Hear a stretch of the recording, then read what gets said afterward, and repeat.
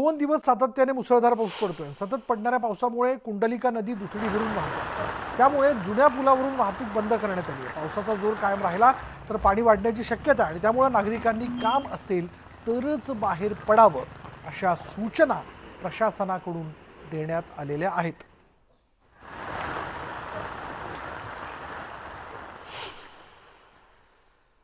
रायगडमध्ये 2 दिवस सातत्यानं मुसळधार पाऊस कोसळतोय. सतत पडणाऱ्या पावसामुळे रोहा भिसेखिंड या ठिकाणी दरड कोसळली आहे. रस्त्यावर मोठे दगड पडलेले आहेत.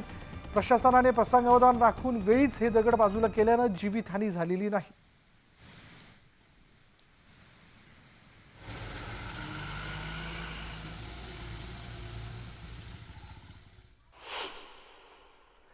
पालघर जिल्ह्यात पावसाची संततधार कायम आहे. जिल्ह्यातील धरण क्षेत्रातही पावसाने चांगलीच हजेरी लावली.